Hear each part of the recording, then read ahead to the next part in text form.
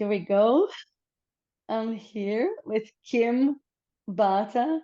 Really excited to have this conversation with you, Kim, as we were talking just before I pressed the record button. Um, it feels really um, important to me now in this stage of Thailand Full Circle to start to try to bring nuance into what I mean by the masculine and the feminine, what I mean by the menstrual cycle, why the menstrual cycle would impact, um, would ripple if the relationship to the menstrual cycle would have ripple effects in culture. And there are lots of bits that I have been uh, tapping into with other people in conversation, but I'm feeling the impulse to create a playlist, as I was sharing with you, to borrow people's minds, and Mhm, you being the first one that I'm intentionally doing that with. mhm. And um, so Kim, for the ones that don't know Kim, he is a psychotherapist and also a coach, and also a shaman and a healer and a thinker. And I got introduced to Kim through your work with Terry O'Fallon. I was thinking about it. It's actually 8 years ago now, which I was like, oh wow. If I'm not mistaken, was one of the first courses that you and Terry ran together online, Mhm. and it was beautiful. So that introduced me to the stages model, and then I went to study deeply the stages model and become a scorer and study more deeply with Terry. And I did a bunch of courses with you on shadow and all sorts of different things that you run. And I think that I love your I think the combination of stages and the nuance on the particular developmental model that is the stages model. It's a quite nuanced model. And I think that even talking about developmental models these days can be quite tricky and controversial, but I love the model because it allows for a lot. And a lot of the times people don't think that developmental models allow for the growing down and growing up, and and I think that the stages model accounts for a lot of that. And so I wanted to bring you in to be with me in this conversation and help me with your nuance and your fine tuning and the way that you see things in individuals and in collectives, and maybe help me clarify some points or make some points more visible, or just play with me in this one. So yeah, happy to have you here. Thank you, Andrea. I'm happy to be here with you, and I'm excited to be a part of this. Yes. Yay.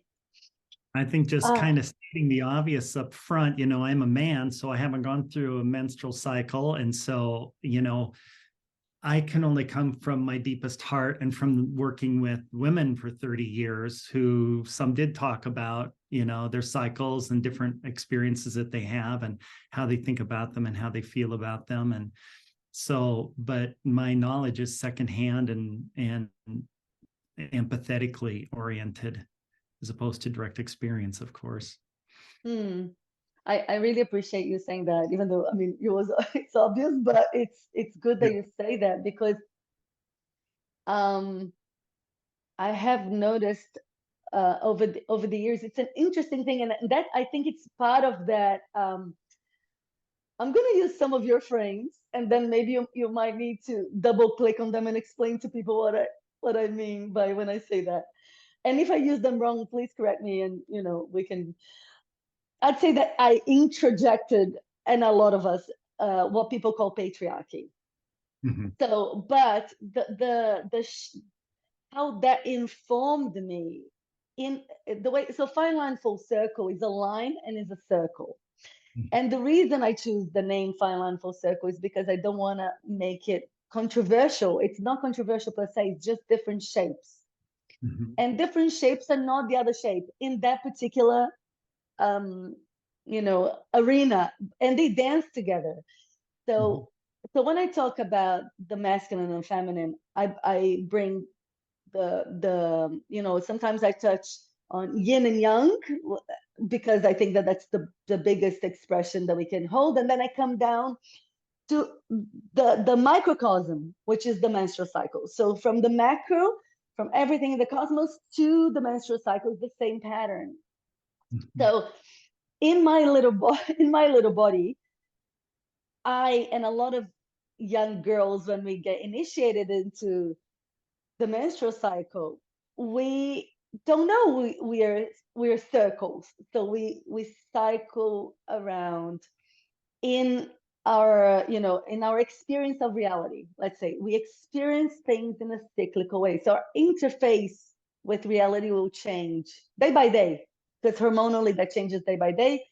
And then, the cocktail of hormones is super complex, and it has a particular pattern, which is you build the egg half the cycle and you deconstruct the egg the other half of the cycle. So you have building hormones, and then you have deconstructing hormones. And then, so you have the growth phase, and then the descent, decay, death phase.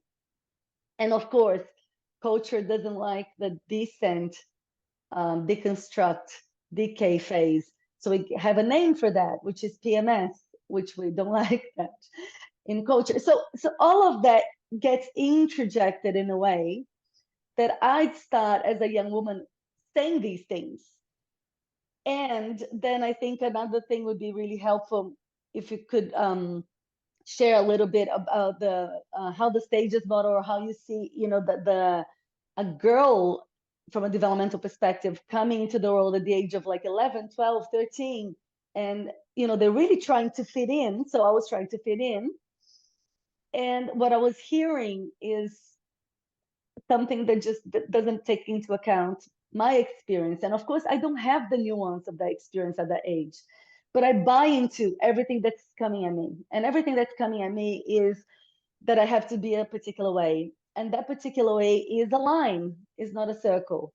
So I became a line, and I was, trying my best to be a line. And then as I got the new construct of the menstrual cycle, which is a new thought, I was properly initiated. So I went to a class, because the continuity of the lineage has been broken with men and women, the ancestral wisdom. So I didn't even know I could be initiated in that stuff. And then, in my early 30s, I was initiated. So I had been cycling for a while, and I wanted to get pregnant, and I was reinitiated. And then I was like, oh my God, everything made sense. I could see how I had named bits of me in a very disparaging way. Um, oh, I'm not articulate, or I can't, I'm so oh, I don't know, like, oh, I don't know, I'm unsure, or I'm uncertain, like all these things which a cyclical being that is changeable is. I wouldn't, I would just name in a bad frame. And then, so the journey has been a long journey to um, see, find that in me, find what wasn't, find these interject and work with them. And just recently, because I'm starting another rite of passage now, which is the perimenopause, which is where the hormones start going array. It's like the second spring, so it mimics the menstrual cycle, but in the other way around. And I'm just noticing a lot of the layers of it now, because I was just noticing how, even though I did a lot of the work in me, so I'd say that I have come into like, I love bleeding, for example. I love my cycle. I love the whole thing. And it's not easy. I'm not saying it's easy. I feel the rubbing of certain phases of the cycle, but it opens my awareness, and I'm curious. So I have this relationship with the cycle. Even though that happens, I started noticing the rubbing with the outer world. So for example, how do I work for a business 9 to 5 if I have this way of being in relationship to my cycle? Like, I can't do that. Or how do I value what my gifts in the world if the world doesn't value that? And then I see the women that I initiate going like, what do I do with this? I don't know what to do with this wisdom, because once it lands in their bodies, they don't know how to live, because the world doesn't know. So I'm in like this conundrum of yeah. So that's a little capsule of the work, and I'd love to just give you the floor and just hear you and how that lands for you and how you hear that, or yeah, anything that you wanna share. Thank you, Adriana. That's a beautiful synopsis, and we're just kind of riffing here. How do we touch each other as we explore and discuss and hear each other deeply? One of the things I loved hearing you say is how this cycle is a cycle of creativity and deconstruction, of construction and deconstruction, of birth and death, and that powerful cycle being in the physical body is actually a guide to our entire life, a life that goes through long cycles of birth and death, and also how that cycle shows up as we go through every developmental level. As we go through a first person perspective, we grow in this new life, and then that kind of dies. The selfishness of first person perspective kind of goes through a bit of a death, and then second person perspective comes up, and we have all this social, you can kind of imagine when you start becoming where friends become more important than toys. Mm-hmm.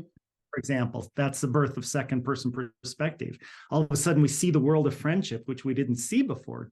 Babies don't see that, right? So we get that, and that becomes a birth, and that rises up to the point of total social conformity. And then that kind of dies as we move to the next place and go, wait a minute, who am I as an individual separate from that social conformity? So the social conformity self kind of has a little bit of a perishing, a dying that goes on. And then the who am I as a unique individual being rises. And then who am I as a unique individual who's deeply authentically connected back into the social world after I discover that unique. And this cycle just keeps rolling. And as I listened to you talk about that, it was so rich to just go, in your body, you have that built right in as a living life experience every month, which informs you in a way that men don't have. And I was just very touched by that and just deeply honoring as I heard you speak. Hmm. Hmm. I it's fascinating, Kim, because it's I think, of course, I know it, but having you mirror that back, it's an interesting thing because women have made that deeply like shadow. And of course I don't consider that it's not a bad thing, it's just hidden from sight.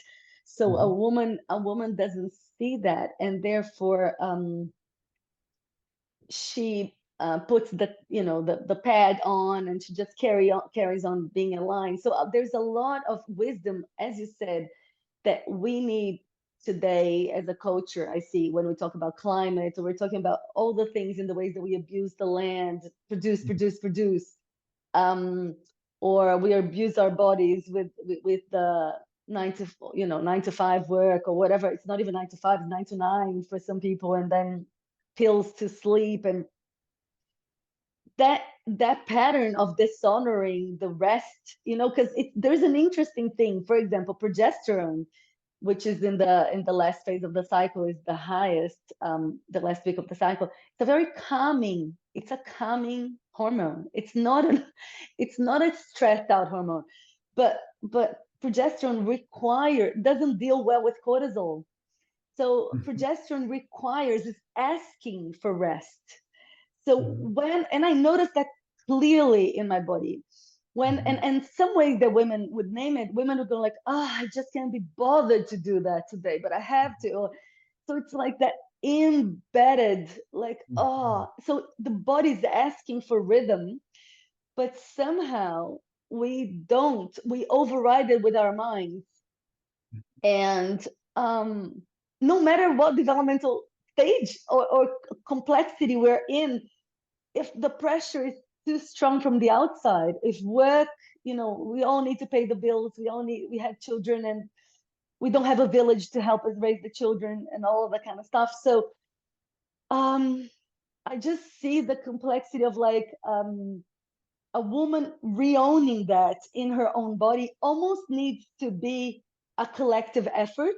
Like in the past 3 years, I've been speaking a lot with men, and it's been beautiful because it started offline, so I didn't record, but I was actually really surprised by the genuine curiosity and the genuine humbleness and the genuine, and a lot of them were actually sad when I shared, you know, so I noticed myself a little bit welling up now because I touch into these encounters, which was so deep because I think a lot of women misunderstand that actually men don't know that in an embodied way, Mhm. and they project disregard, they project that they don't care, and what I have seen is a lot of care, but Mhm. it's a care that comes without the bodily experience, and therefore if I don't, a lot of these men, if I didn't introduce them to the problem, I said we have a problem,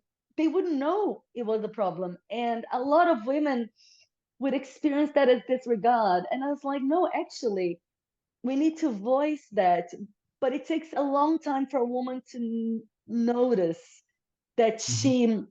that for example, the that she's not crazy because of her PMS. Like she can become so neurotic in her own self, judging herself a lot, that she Mhm. never even thinks that maybe the larger culture is actually um, has a big part to play in her disregarding of her own body, and that actually men, if she wants to, if she shares with people in her world, she might be surprised of how welcoming, they can be. They can go like, oh my god, I can't believe you were ashamed of it, or I can't believe you had to hide in the cubicle of your work with Mhm. pain because she's ashamed, so then she doesn't share. Mhm. Yeah. I'm just feeling into the emotional pain from the cultural interject of, especially for a 3.5 culture that's all about achievement, other cultures aren't in that, but it's like a double whammy in a 3.5 culture where it's very linear, very line. So you got line on top of line, really. It's very linear and very driven and very not internally aware. It's very externally driven, external locus of control. And so if you get raised in a culture that's very external locus of control, very driven oriented, like our 3.5 culture is, that's going to be a double whammy for people, men and women, not paying attention to their inner being and really measuring themselves based upon productivity in the external world. And I think what you're speaking to and what I would relate to as well is the need for a cultural shift to come back to the wisdom of the body for both men and women, Mm-hmm. especially for this discussion, women, to have the blessing and the support to honor the internal cycles that go on and the internal experiences that we have, that they are every bit as valuable, if not more valuable, than the external production. And just to touch into that a little bit more, the wisdom that comes from such a diverse range of hormones, because each hormone, yes, it brings on different emotions, but it also brings on different thought processes. Mm-hmm. And to have that variety to draw upon, from the estrogen, the progesterone, the cortisol, and all the different hormones that are cycling through, how that not only broadens the emotional experience of what it means to be a human, but also broadens the intellectual dynamic and how the thought process is moved through based Mm-hmm. upon those different hormones, which we all are affected by, men too. It's just that we don't have the monthly cycle as dramatically. We do have kind of mini monthly cycles, but we don't have the monthly cycle as dramatically as women do to draw upon that wisdom of variety. And it kind of speaks to me a little bit about how maybe as men, we can, if we are wise, what we can do is be a stabilizing grounding force without being a suppressive force. We can be a place to be an anchor or a support grounding force while women can go through this rich cycle of variety and diversity, and having both a supportive grounding force and the variety could really make for the rich cultural experience. Mm, mm. I Yeah, I agree. I love that you brought the different thought processes. And there was a conversation that I had, I think it was the first public conversation that I had, and I was trying to express how um in the menstruating phase, in some phases of the cycle, and all, of course, that only was available to me. So I had to make that clear, and it became clearer over time. It became available to me with more intimacy with the cycle. The first, with the new awareness, it's like any friendship, when you or any new capacity or any developmental stage. In the beginning, you're unstable in it until it kind of lands, and you have breath in it. And the relationship with the cycle is the same, like the capacity to, so for example, the capacity to even be in relationship to the tension that arises if you have too much cortisol in a progesterone phase, which women would be really quick to be short and triggerable, because everything in life feels so tender and raw. And in the beginning, it can bring the awareness to that, but it's there's less capacity to move within the tension, and then later on there's more. But I was gonna what you said about the thought process is that I noticed that I like what becomes available to me when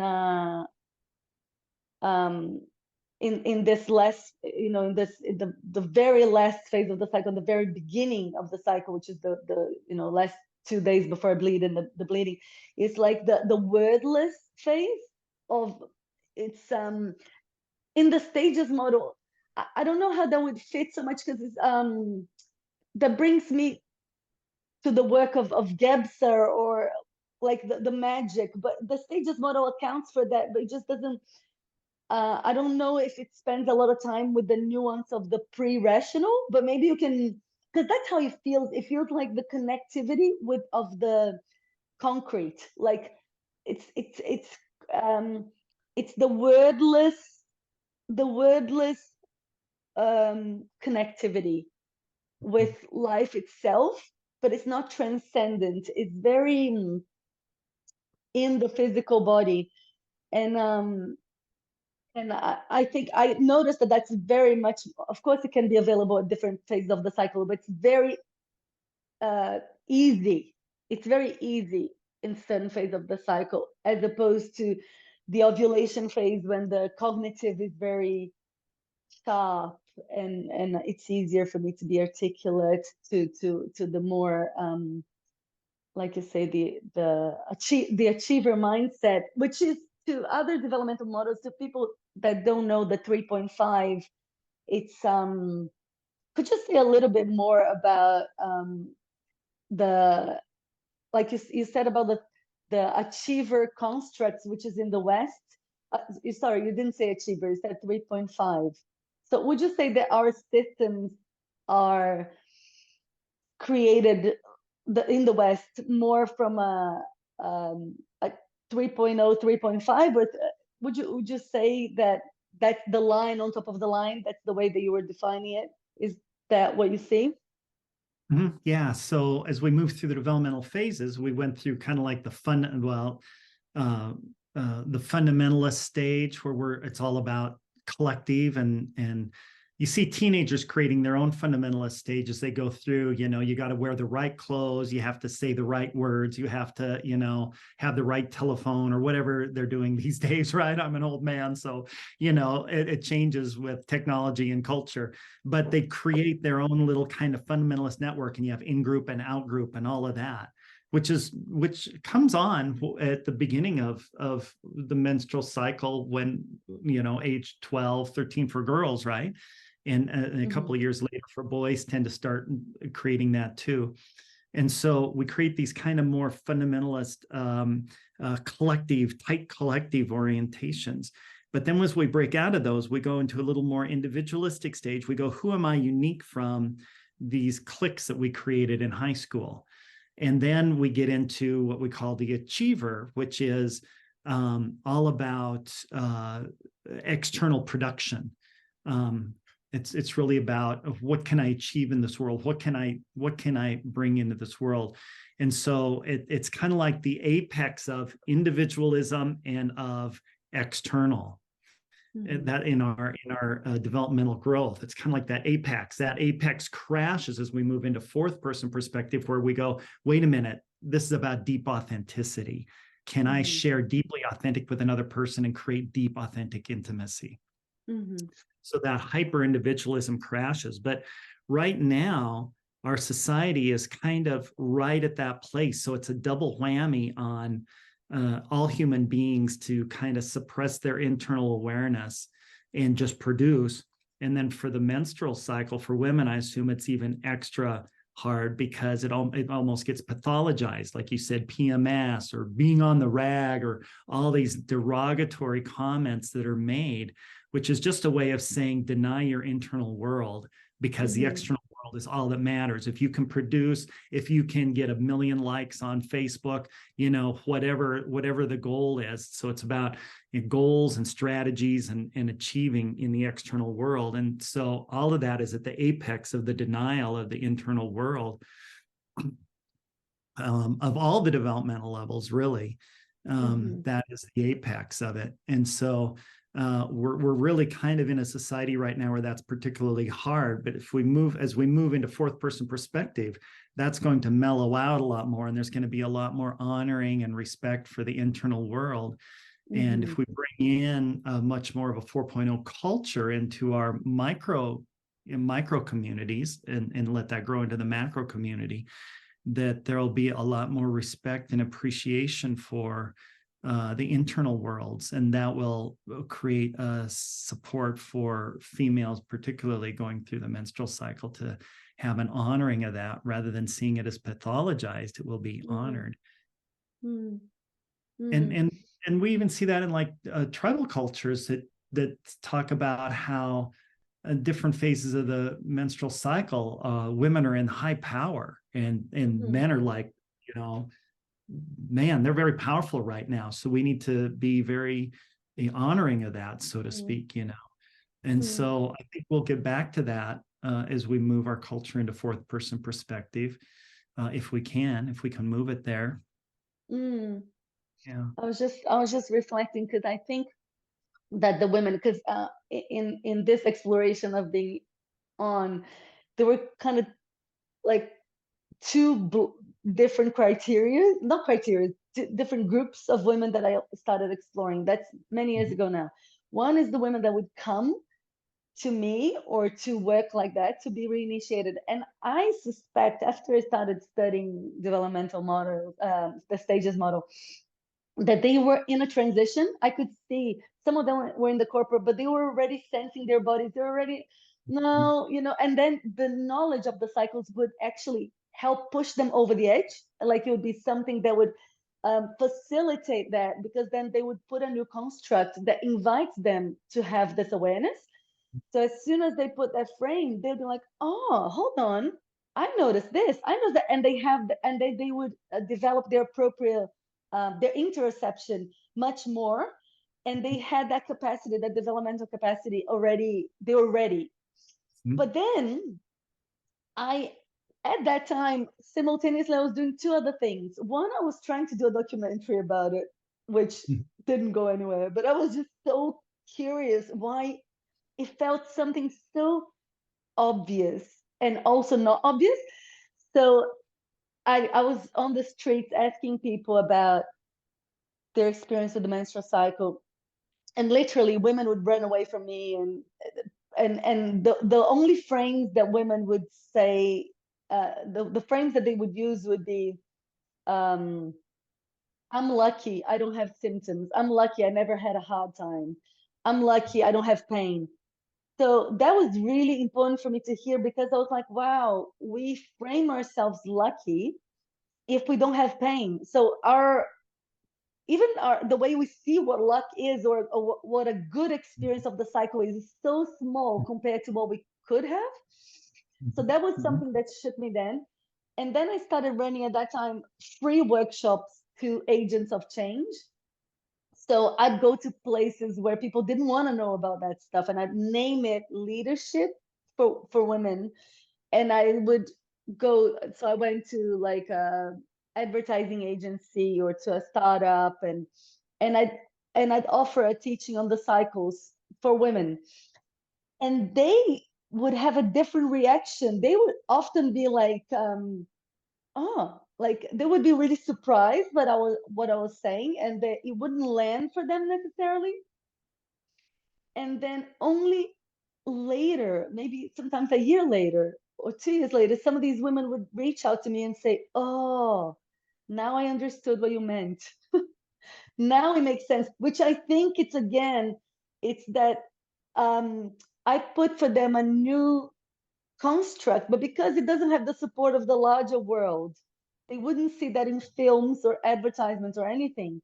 But also, they were not ready in their bodies. Like their developmental stage was also not matching that. They were like in achiever mode, let's say, just Mhm. living the line and being successful as a line. Then I Mhm. bring something in which provokes them, but they can't quite land. And then Mhm. a few years later, usually if they got pregnant, if they had a baby, something else happened in their lives that tipped them over the edge. And then they were like, oh, now it landed for me. And then they would, reach out to me and say, your work wasn't lost on me or something.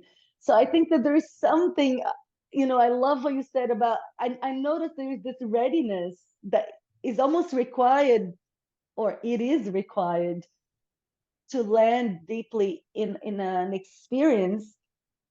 But then I'm curious of like I think that that's where my motivation is, to start talking much more with men and the creators of systems, or the ones that are engaging from a secondhand um, place, because since it doesn't land for them in the body, it doesn't have to land in the body. What I notice is that there is less resistance with that thought of the menstrual cycle being an important piece seems to land very easily for men. They go like, oh yeah, of course, no brainer. And for women, I think because we have taught ourselves to disregard it so much, it seems like the introject takes hold much more deeply. I don't know, does that make sense, or Uh, yeah, I think the interject in men lands pretty deeply too. It's just that they do it from a man perspective, versus a female doing it from a female perspective, male mm-hmm, perspective versus female perspective. Men are taught not to be aware of their emotions. Men are taught not to be aware of all kinds of internal processes, because you just have to drive through. mm-hmm, And so men get it on that way. Women, the I think the highlight issue with females is that the cycle is a cycle that's a recognizable cycle, very obviously, kind of externally and experientially, and that there's been a lot of negative comments around it, like you said, PMS and other stories. So that anytime you have a name calling to a particular issue, mm-hmm, uh, or I should say experience, not issue. Anytime you have a name calling to a particular experience, that's going to lock in and interject more rigidly. mm-hmm, And that's true whether it is, no matter what it is. Say you're being bullied on the playground and everybody starts calling you a wimp, like a guy gets called a wimp, right? A mm-hmm, wimp, mm-hmm, wimp, wimp, and everybody, you're a wimp, you're a wimp, right? And so when you have name calling that's linked to mm-hmm, the interject, that's what we call calcifies it in your mind. And so mm-hmm, that calcification then locks in that interject more tightly. And so what we need to do is soften that calcification so that the mind can be free again. mm-hmm. And so we have that around the menstrual cycle in some ways, not even medical pathologizing of it, in some ways. And so I think one of the first steps to help reduce that is to eliminate the name calling around it, even if it's medical name calling like PMS. This is a cycle, and people have different cycles. Like we were saying before we hit record, that that this is a big experience that pretty much all females have, and yet it's a very personal journey for each female, and there's a lot of variety. And I liked what you were saying that touched me really close was that that people are saying, I'm lucky, it's easy for me. And I just wanted to highlight that as a father watching a daughter go through cycles, you have a whole nother type of empathy than as a husband going through, you have empathy. And then, and before that, you may be more clueless, I think. But the awareness that even if it's a hard cycle, not naming it good or bad, let's say it's a hard cycle or a painful part of the cycle, that's building incredible resilience. Ability to hold that pain, on a monthly cycle, that's resilience. So yeah, you're lucky if you don't have the pain in some ways, and you're lucky if you do, because you're building this incredible stamina and resilience that's capable. And a lot of men have to go out and manufacture that. We have to go manufacture it by obsessing on sports or something and driving ourselves into the ground with it or something, whereas it's in for females. And so I just wanted to honor that, the whole breadth of how we don't have to pathologize it in any way, even if it's a hard cycle. There's a beauty and a value that comes from that too, even though it's incredibly painful. We want to reap the rewards of that pain and honor the rewards of that pain without labeling it as good or bad. I think that I love that you brought attention to that, because I think that another issue that makes this very complicated to land in the wider culture is that we have a culture that doesn't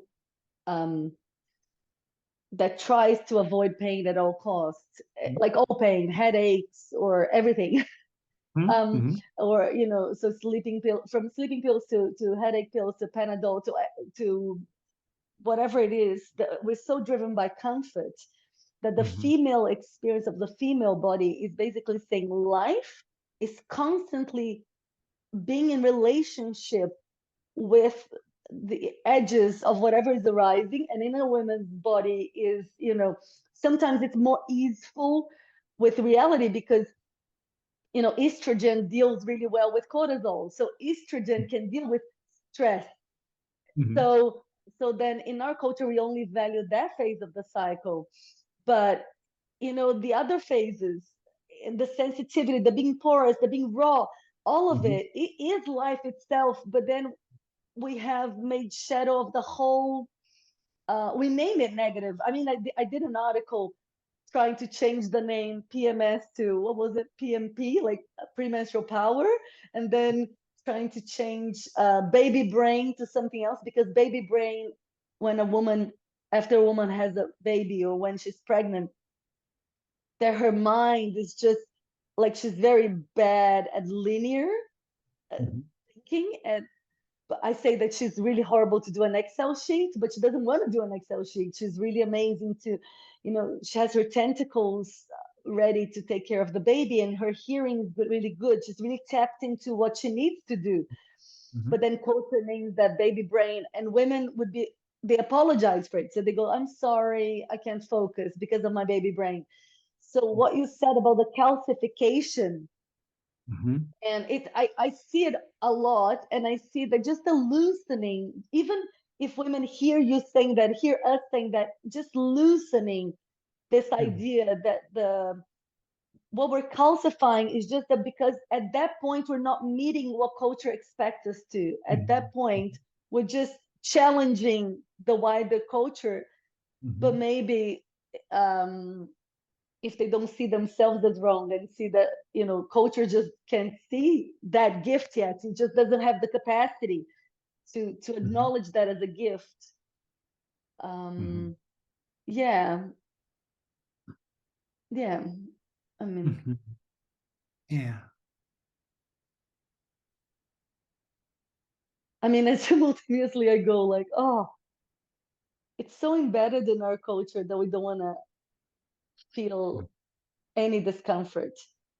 But I Mhm. also understand the resistance to me bringing in the menstrual cycle, because a lot of the female experience that opens us to deeper awareness, they involve some type of discomfort, like to our mainstream culture, which is like, um the raw experience, or the birthing of a baby. The birthing of a baby is like your body is being torn open, literally, but it's also the potential of one of the most incredible experiences.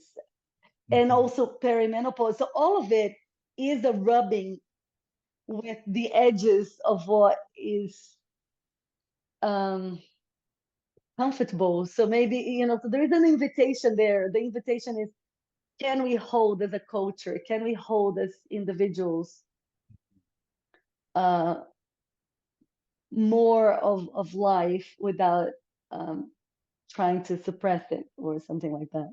Beautiful. I love it. How can we hold the discomfort around the edges rather than try to suppress it? And you brought in like headaches and all that. We're trying to suppress all this. It's like we don't want to become aware of symptoms as if the symptoms are something bad. So what, like our entire medical profession, most of our medical profession is really about, you have a symptom, let's suppress it, let's numb it out so that you don't experience it. But if we actually took time to experience our symptoms, we actually start learning from them, we start actually growing, we start realizing, oh, this headache is really about living a super achiever lifestyle that is not in line with the normal human body. And Mm, if I don't live that super achiever lifestyle, I actually come into harmony with my body, I come into harmony with the environment, and my headaches go away. But instead of actually listening to the symptoms, we suppress the symptom with an aspirin or with a ibuprofen or whatever, anything. And so the symptoms in life really are lessons knocking on the door of consciousness, and our society is so built around that. And then the pharmaceutical industry has mm, been just completely wrapped up in that and buys off politicians and everything. So it's amazing how the entire culture is wrapped around pharmaceutical profits, which are all around suppressing symptoms, which are all about denial of the internal world and the lessons mm, knocking on the door of consciousness. mm, mm. And it's such a big thing, like when I hear you saying that, because that's how it feels to me. It's such a big, like I like Ken Wilber talks about the grooves in conscious, the, Mhm. the paper that you fold over and over again, it becomes that thing that's hard to unfold. And Mhm. when I hear you say, and I'm talking about that, it feels like that's how I experienced it. Even though I would say something so simple like, oh, you have a cycle. What Mhm. I would experience is that this it's really hard to unfold, like for us as individuals, to go against these larger um like calcifications, because we're swimming in them. We're swimming in these Mhm. Yeah, yeah. we're swimming, we're swimming in them. And it takes, all of us to wake up and go, oh, hey, look, I see where we're swimming. And then you can look at, go, oh, I see where we're swimming. And we all start taking a look and see what culture's creating. We can start going, wait a minute, we can step out of this pool. We can Mm, design our own pool, our own culture that we want to live in. And then we start taking, authorship of our lives and of our communities and of our culture rather than just being a victim to it. mm, yes. And I think with that it's interesting because um there's some things that for me they overlapped. And so for example, and maybe, yeah, I'd like to hear on that, you on that, which is like the overlapping of having these interjects as humans, not just women, but with a female body, so that part of your body is a complete inconvenience. It is an inconvenience to the achiever mindset. Mhm. from the beginning to end, because she gets less and less productive, but then she has to force herself. Then some women that have endometriosis, which in some countries, I think I was researching here in Australia, was like at the point of my research, which is a couple of years ago, we was only second to diabetes in the expenses of the government. It's like enormous. The government spends a lot of money in endometriosis, which a lot of people don't even understand what it is. But it's this pain that's experienced by a lot of women. Um, it's silent because there's shame on top of it. So they're Mhm. ashamed of not being productive. So then they, like we said, like because the culture wants them to be productive, they believe on that too. So they want to be productive. So they're not listening to the symptom of Mhm. endometriosis and slowing their bodies down because they can't. Mhm. So then they make themselves wrong. So they're embarrassed. So that adds another complexity of pain and emotional pain and shame. They don't talk to anyone because Mhm. they're ashamed. And then the calcification becomes big and big and big and big. Mhm. And then you add to that, I think, what I call the misunderstanding, which is a lot of the times um, women have projected on authority about their bodies to not only men, but it can be like if you have a male doctor that doesn't have a cycle, for example, a Mhm. woman would project authority onto this male doctor, which in sometimes he would have known more because we have disconnected from that side of ourselves, like we were talking about. But also coupled to that is like something that I'd say uh, like and I see this in myself. So I'll give you an example. Like because like there is and this is not even I wouldn't even just couple that with the developmental stages. I see friends of mine in different, you Mhm. know, places in themselves framing things differently. But one thing that I see is that there is a, a perceived doubt that later on doesn't is it's not perceived as doubt. Like there is a fluidity to the expression of the feminine. But earlier on, if she compares, so I have some clients that they compare their fluidity to the certainty of the masculine expression, which, as you say, sometimes if developmentally, if men have a lot of breadth in the postmodern or 4.0, they can soften the expert. But sometimes maybe there is also a way of of learning, a learned behavior that matches what the world wants of us, that seems to be more easily expressed by men. And I'd say that because of the less fluctuation of the hormones, having just the testosterone predominantly just going in and out, it's easier for men to just say something. Um, so then a woman constantly judges herself. So if she's saying something like, for example, uh, I don't know if I want to have a cesarean section. And if her doctor says, well, it's better for you, you probably won't be able, your cervix won't dilate or whatever it is. She believes that very readily, as opposed to believing that she could investigate something herself.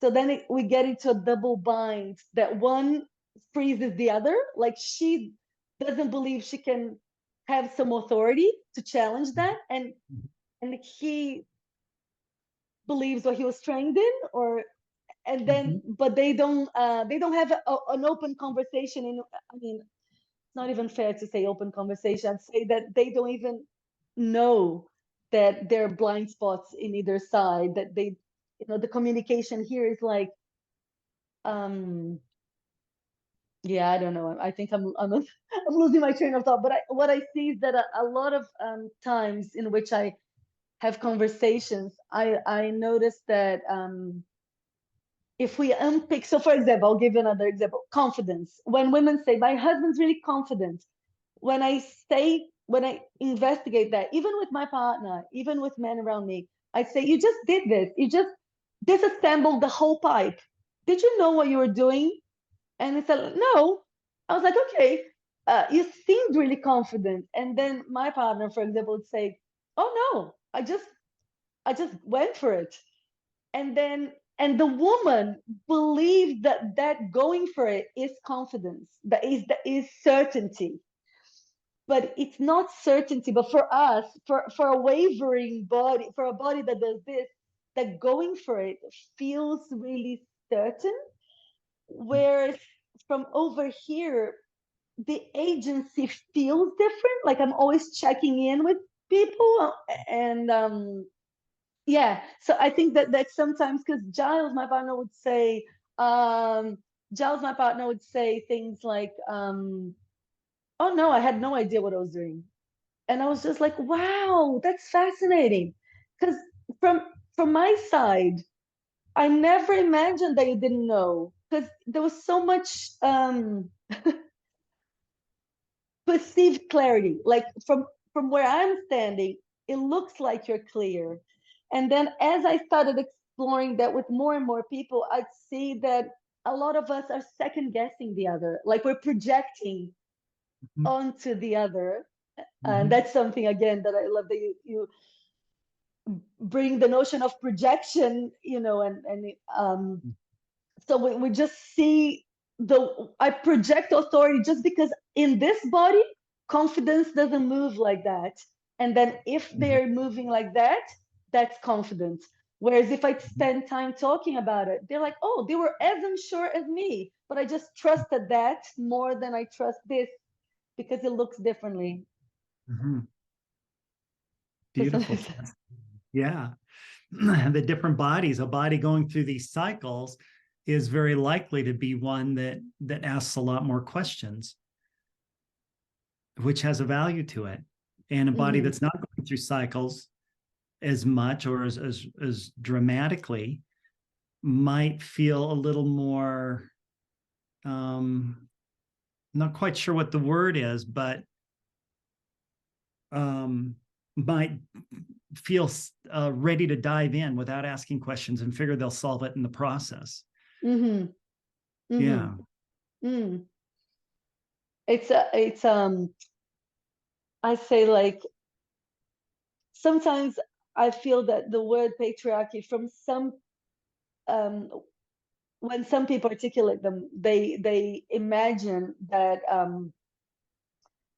there is, there's some guys having a good time or something, or which is like not what I see at all in my world. Or I'm like, everybody's struggling and being confined by what you said, this achiever line on top of line. Mm-hmm. But I think that it's funny because, and that piece for me only landed like not long ago, maybe a few years ago, and kept landing, which was where us women rejecting the deconstruction phase of our own cycles. Mm-hmm. Us, it's our own inner little patriarchy, of course, and in our own little patriarchy, um, we still don't claim the um it's almost like if we don't do this, like, healing of this introject in ourselves by um you know making peace and love with our cycle and getting to understand the whole phase of growth, full bloom and decompose, death, decay.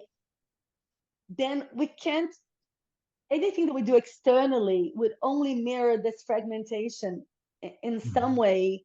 um and then I see it even in myself, that late now that I'm going through this rite of passage of perimenopause, that how I was like, oh my God, like in my culture, specifically Brazilian culture, which a lot of women, postmenopausal women, still um, act as if they had the fertility hormones in them, which is pleasing the opposite sex, which is perfect for that time in life. In some ways, no.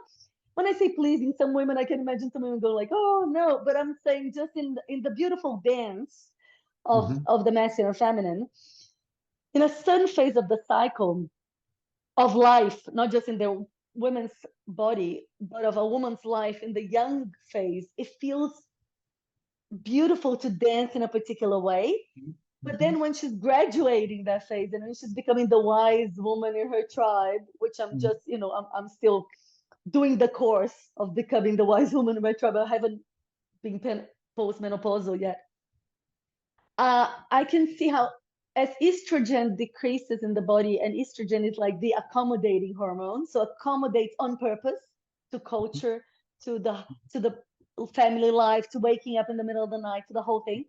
And then as this eases off, she needs to learn her voice to go and stop young men, young men with a lot of testosterone that, as you said, don't want to ask questions and they feel like I'm going to discover as I do it. And then they go, I know, I'm just going to create AI. I'm just going to do this. I'm just going to do that. And then the wise woman has to go like, hold on there, no, you're not going to do that. And then it's this beautiful homeostasis in culture, which is like the older woman tempering the hormonal Mhm. testosterone drive of the young man that is Mhm. creating the systems untempered by the wise woman, because the wise woman is still trying to please the world. So in some ways, she's perpetuating patriarchy. You know what I mean? Mhm. Like, Mhm. yeah. Yeah, I think you're hitting it right on when we talk about complaining about the patriarchy. Especially when women do most of the raising of the kids, the patriarchy is reconfirmed by the way children are being raised. And Mm-hmm. so females have been replicating the patriarchy as much as men have. And it's time. And this is just to, since we're talking about cycles, let's just talk about a huge cycle here, like one that's approximately 10,000 years old. And that is that at hunting and gathering societies had a very egalitarian experience with males and females. And there was a very honoring and a wisdom and an appreciation of both. And then during the agrarian revolution, what happened was we started having excess calories that could be stored. And as soon as those calories could be stored, people could raid those calories. Mm-hmm. And who could raid? Who was more successful at raiding? Well, the bigger, stronger, aggressive, testosterone-driven men. And that Mm-hmm. required men to also build defenses against those raids. And Mm-hmm. so the rise of Mm-hmm. the patriarchy, in quotes, really came out of this agrarian revolution. Before that, it was a very egalitarian thing. Mm-hmm. And now that we are in really the information age, we're seeing women excelling actually more than men right now. And so Mm-hmm. we're actually in a place where we're coming to much more egalitarian orientation. And as this information revolution continues, depending upon what happens with AI, we see women graduating at higher rates than men, Mm-hmm. women completing college at higher rates than men. It's really, the current culture is really designed a little bit more towards females at this point. Mm-hmm. And even though there's a catching up to do because of the 10,000 years of this male dominance, I think we're getting to a place in our future here where Mm-hmm. this egalitarianism is going to come back, and this honoring and this mutual respect and this mutual appreciation in an egalitarian way. We've already seen it happening in the last couple generations more and more, and I think that's going to continue. So that's a big 10,000 year cycle that Mm-hmm. humanity has gone through. Mm-hmm. So the end of the need for the patriarchy, because of the larger male structure, is it's already obsolete. And now we're just dealing with the remnants that is, as it dissolves away. And Mm-hmm. so um, and so we, as both men and women, can help dismantle that.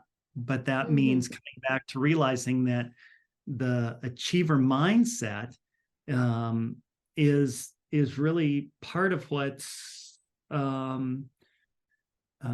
at this point kind of reinforcing that dynamic. And if Mm-hmm. we start allowing ourselves to feel the symptoms, this is kind of tying everything together. We allow Mm-hmm. ourselves to feel the symptoms rather than demonize symptoms and Mm-hmm. learn lessons from them, which is really a much more feminine orientation in many ways, Mm-hmm. then we will all learn. And I want to clarify again, male, female versus masculine, feminine, Mm-hmm. because we have males and we have females, that's our biology, but masculine and feminine is our psychology. Mm-hmm. And both of us have masculine and feminine inside of us. Just like you were saying, we have the Mm-hmm. women have they have the masculine inside, Mm-hmm. formed in the patriarchy, which is not necessarily the healthiest masculine, right? Mm-hmm. We can have really healthy masculine, we Mm-hmm. can have Mm-hmm. healthy feminine, we can have unhealthy masculine, unhealthy. Well, so as we dismantle the unhealthy masculine in society and the unhealthy feminine, which is more subservient than it needs to be, it doesn't step into its wisdom as much.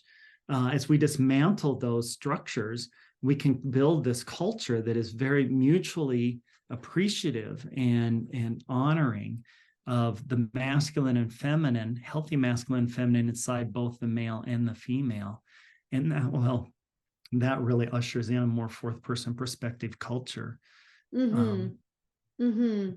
I think like hearing you say that, it's interesting because sometimes I look at things and I go like, oh, the problem seems so big, but actually the intervention can be quite small and uh, grassroots, like in the individual, because just this little intervention of like, become curious about your symptoms. All of us become curious about our resistances, and even, I mean, in my own body, but in the interpersonal too. So if I get grump, with my partner, and I say that oh, she's in those days. Okay, so what if I became curious instead of shutting myself off of that experience straight away? I just looked and said, okay, this is a less easeful exchange, and it requires a different way of engaging. There's something that in these particular times, we need to make it's just bring us into a wakefulness into the moment, because every moment requires, of course, this is true for all of us all the time, but the cycle invites us in a very concrete way by saying actually every moment has a different component of hormone in the body and in the female body, so it invites us to be more awake to the changes in life, which are true all the time anyway. I love it. And so, for example, with some of the work that I've done with females that are going through the cycle and kind of demonizing that they get grumpy or something, it's like, wait a minute, let's look into that grumpiness. Let's notice that symptom.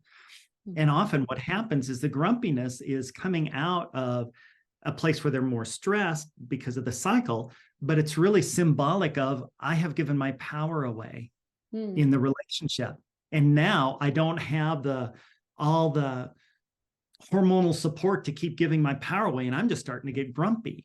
And Mm. so that can be a wise piece of information rather than pathologizing oneself for getting grumpy. It's like, no, I'm getting grumpy because it's actually symbolic of the larger relationship that I'm in, where I have suppressed my power in the relationship, perhaps not always, but sometimes it Mm-hmm. is.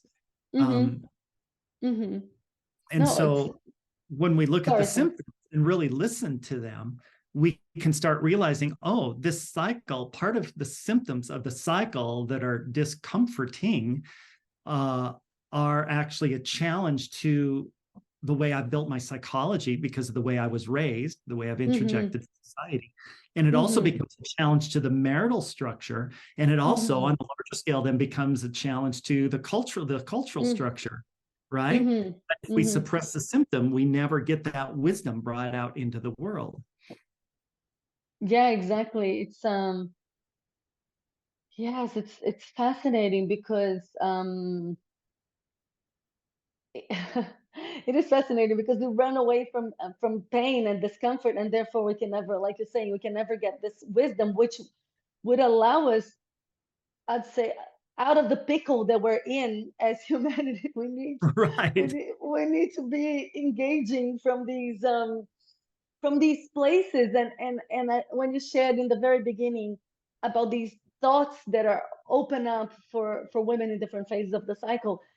Um, if we're met with curiosity, and then I'd say there's so much potential of new thinking that would generate new systems, that would generate new solutions, not just out of the Mhm. minds of women, but out of the minds of um, a body that's allowing the energy flow as opposed to contracting it, and a relationship with the partner and the larger collective that is also open and Mhm. curious about these contractions and Mhm. going like, okay, because every time a woman says, oh, I have baby brain or I have PMS, she's just naming something, as you said, and then not even opening herself to experience what's possible there. So then we don't access it, we don't access these um the wisdom in any of these parts, and then our society has created solutions to the inconvenience. So a woman can, so a lot of young girls, for example, they go on the pill when they're like 13, and Mhm. they actually don't even know themselves to be cyclical Mhm. until they want to have a baby. Mhm. So then they actually, the achiever, the line on top of the line is actually their true experience. In Mhm. some way, it's a little bit of a numb experience of testosterone because it's not really, they don't have testosterone, but so so then when they want to have a baby, then they get really confronted by their bodies and they try to birth naturally, but they can't because, and then they blame themselves. And Mhm. then later on in life, they take hormone replacement therapy, which again, I'm not judging. I'm just saying that again, it tries to solve a problem and take the symptoms away so we can fit in better with the line on top of the line. Mhm. And then we don't harness any of these rubbings that could be extremely creative, um, yeah, potential with between all of us. I mean, in my own self, I know that every time I stay with, the opening later is just incredible, and yeah. Yeah, beautiful. What I'm honoring in you right now is you're actually promoting a true feminist movement. We talked about feminism like in the 70s. We were all like, yeah, feminism. And then it kind of turned into the women's movement, which is really more of a masculine movement, which is Mm, how women achieve like men. How do they drive, strive, hit that achiever lifestyle? And there's been like, it's almost like, the little bit of femininity that was alive in society is almost getting suppressed now in women too. And what we mm-hmm, need is for men to embrace their femininity. We need women to embrace their femininity. And what you're really doing is, and that's not knocking the women's movement. The women's movement is great, but it's like, but we want a whole women's movement and a whole men's movement, which embraces both the masculine and the feminine, and not have women feeling like they're not a real woman unless they can, bring in the bacon, just like a mm-hmm, man does, mm-hmm, that, no, being a whole woman means, I mean, like in hunting gathering societies, women brought in the calories more than the men did, but they were mm, also fully feminine, fully women, and men were out there getting the protein more because it just worked with childbirth versus non-childbirth and everything. But there was this wholeness that we need to have for all of us. And what I'm just honoring in you is you're bringing back, yes, we can be powerful women in the world, we can be achiever women, but we can also be deeply feminine, and we can really pay attention to our feminine cycle, and draw wisdom from the feminine nature. And if we're suppressing it, again with pharmaceuticals and other things, not paying attention to our symptoms, not paying attention to our experiences, then we're actually losing a really rich resource that's going to be crucial for the survival of humanity, really. mm, mm. I appreciate hearing that, and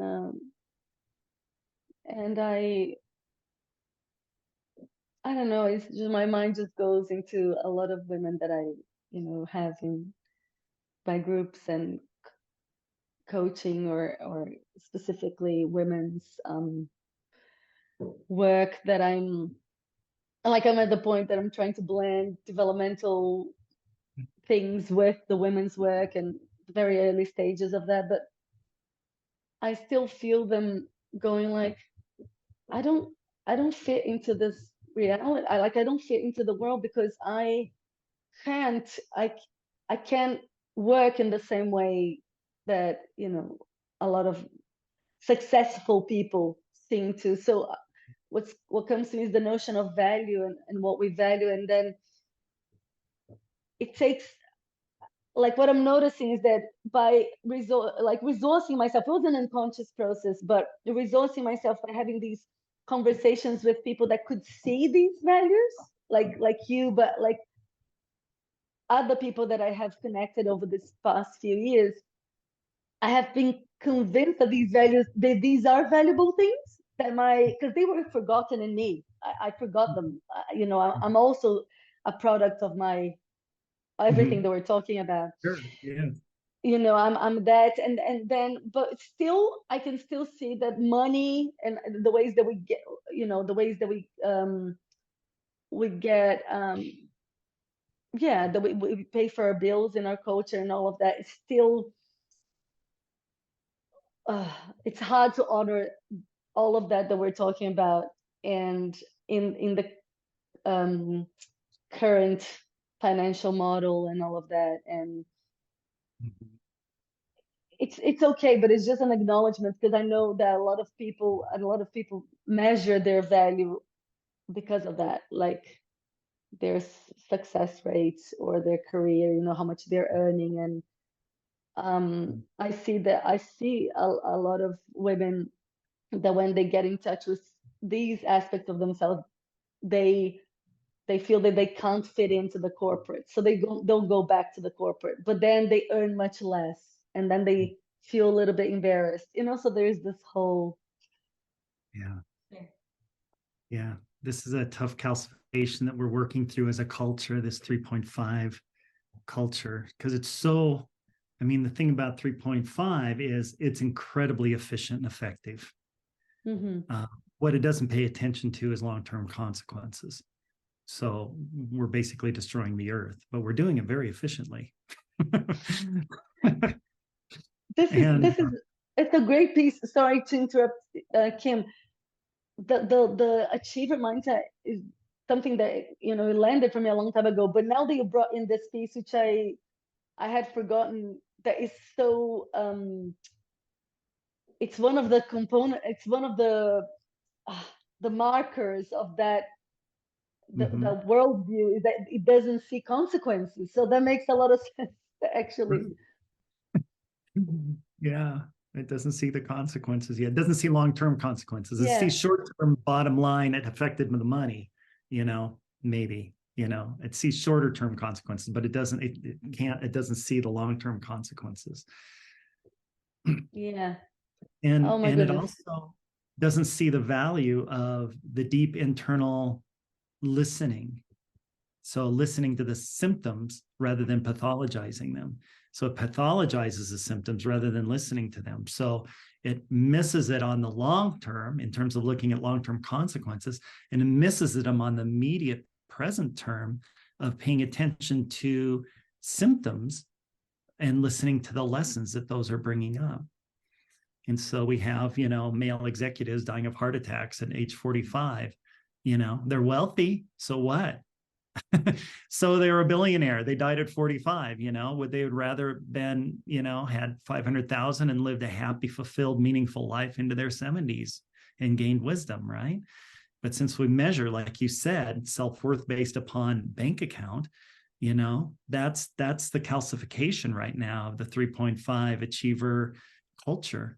And what we need to do is start really owning that we want to measure worth in different ways. Mm. And also, it's a tricky double bind, because the achiever still also doesn't have that capacity that flowers in the 4.0, which is of the subtle, of actually feeling so then it actually really values what's externally Mhm. seen, because it's actually what it can actually see. So then it's really tricky, because they can frame certain things as new agey, hippie, because they can't actually even feel it Mhm. in their bodies or in their subtle. Ah, that's really tricky. Yeah. Because they're in denial of the symptom. If they would pay attention to the symptom, that would move them into fourth person perspective. But the Yeah. double whammy is I'm in denial of the symptom and I'm in denial of the consequences on the other end. So that locks it in kind of tight. But what happens is people achieve and achieve and achieve and achieve and achieve, and they keep thinking if I reach my goal, then I'll be happy. And then they reach their goal and they're not happy. And at some point they wake up and they realize, oh, this isn't making me happy.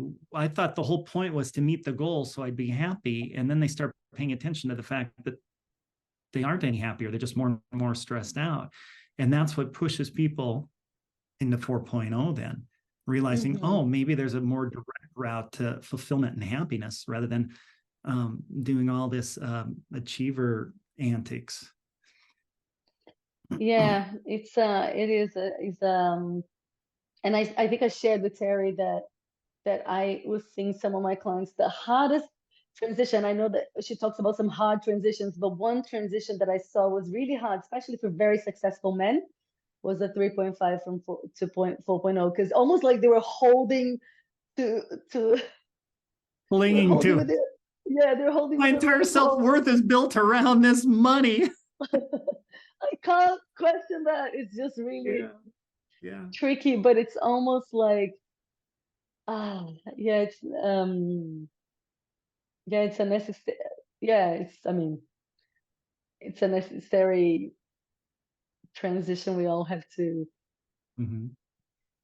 to go through as a larger culture. And I agree with you. I think that once we, I think it even relaxes me a little bit, that to see, the bigness of it, but also how just every individual making a little commitment to Mm-hmm. trying to pay attention to the symptom in their Just bodies. simply doing that will actually dissolve the 3.5 culture and turn it into a 4.0. Each person just paying a little bit of attention to the symptom and going, oh, there's a lesson here. If we did Mm-hmm. nothing more than that, we would transition this culture. Yeah, I love that. And yeah, I feel that's a beautiful little cycle to our conversation. Yeah. Is there anything else that you'd love you'd like to bring here? Or yeah, I loved what you just shared. And Yeah, I think that the big piece is we kind of map that out. I think that coming back to something that's kind of been poking at me that you said early on is how cortisol doesn't match with progesterone, but the 3.5 culture dynamic forces the cortisol into the progesterone cycle, and hmm then it harms it. It harms the cycle as a result. And so, but if we really listen to the cycle, and go, there's time for the progesterone cycle. And if we drop into that and don't force stress hormones, cortisol onto that can create a much more beautiful personal experience.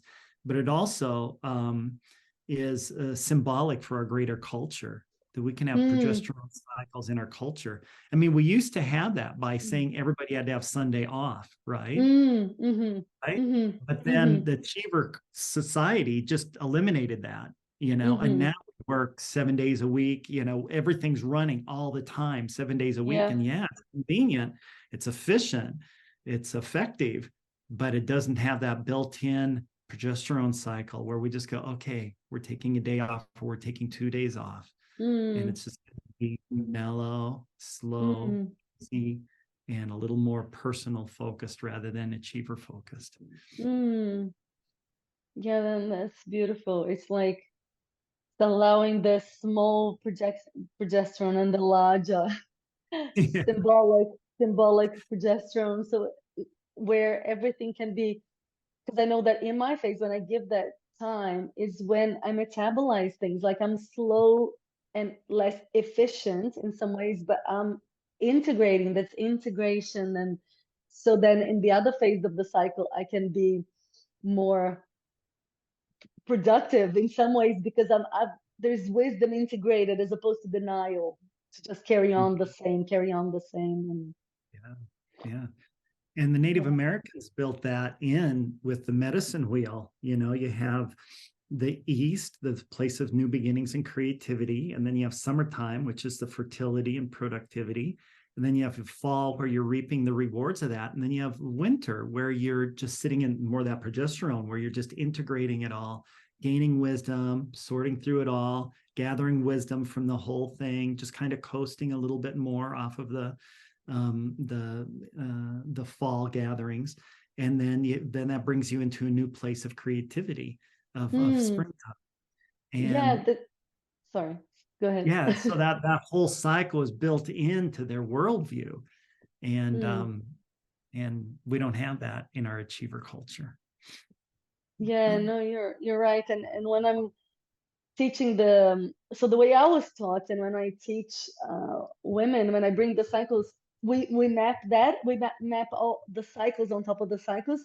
And for a lot of women, actually it's easier to land for them the cycle of the seasons and the cycle of the day, the 24-hour cycle, the cycle of the moon. So if we map one on top of the other, a lot of us that have disconnected from the felt experience, and then we put the menstrual cycle on top of it because it Mhm. has the same signature, energetic signature of the seasons. Then women go like, oh my God, ovulation like summer, or like menstruation like winter. Oh, and then it lands. It's like we Yeah, externally we have to bring to the internal. beautiful. Yeah. Yeah. Ah, this has been wonderful, Kim. Thank you for making the time and yeah, coming here to share your insights and wisdom with me and jam on this topic. I appreciate. Yeah. It's been an honor just having this discussion with you. I just love what you're doing and happy to be supportive in any way.